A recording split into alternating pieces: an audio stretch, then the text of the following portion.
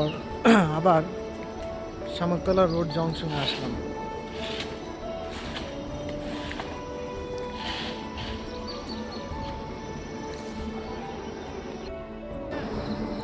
এখান থেকে সম্পূর্ণটা দেখা যায় একদম চারপাশ।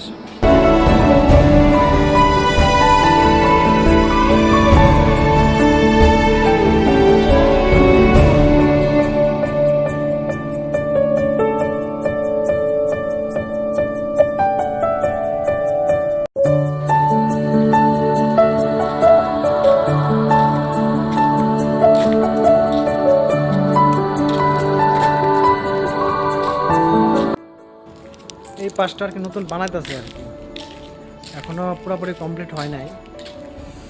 আমার মানে এই জায়গাটা নতুন যেহেতু, তার জন্য আর কি নতুন নতুন বসার সেগুলো বানাইতেছে। যেমন এই জায়গাটা বসার মানে প্লাস্টার করছে, সম্পূর্ণটা এখনো হয় নাই, আস্তে আস্তে হবে। মানে স্টেশনটা আগের থেকে একটু বড় হবে আর কি, কম্পার্টমেন্ট হইতেছে আর কি।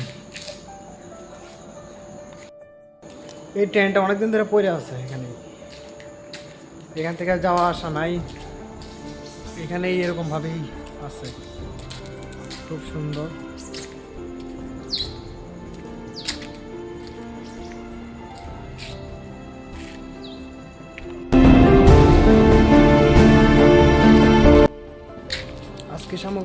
আজকে এখানে আসলাম যে স্টেশনটা ঘুরবো, ঘোরার পর এখানে চা মানে শামুকতলা রোডের পাশে অনেকগুলো চায়ের দোকান আছে, সেই চায়ের দোকানগুলোতে একদম মানে সেই ভিড় হয় আর কি, চাগুলাও খুব টেস্টি হয়। তো আজকে সেখানে খাবো আর কি। ওইখানে একদিন খাইছিলাম, ভালো লাগছিল, 2 দিন খাইছি। আজকেও এই প্ল্যান নিয়ে আর কি আসছি যে স্টেশনে ঘুরবো, ঘুরে টুরা তারপর ওইখানে গিয়া চা খাবো, তারপরে রওনা দিব বাড়িতে। ঘোরা শেষ, এখন বাড়ির দিকে রওনা দিব। এটা হচ্ছে কয়লার ডাব্বা, যে কয়লা যা আসে আর কি ট্রেন দিয়ে আর কি, তো এগুলোর মধ্যে দিয়ে আসে আর কি। তো অনেক বড় বড় হয় আর কি ডাব্বাগুলা, অনেকগুলা কয়লা একবার আসতে পারে আর কি। তো রেলপথে অনেক সুবিধা হয় আর কি, রেলপথে অনেক সুবিধা, জিনিসপত্র এক জায়গা থেকে অন্য জায়গায়, এক দেশ থেকে অন্য দেশে যাওয়া আসা, বা অনেক সংখ্যক মানুষ একসাথে যাওয়া আসা করতে পারে এই রেলপথের মাধ্যমে। তো রেলপথ মানুষকে অনেকভাবে সাহায্য করে, এক জায়গা থেকে আরেক জায়গায় খুব কম খরচে মানুষ যাওয়া আসা করতে পারে।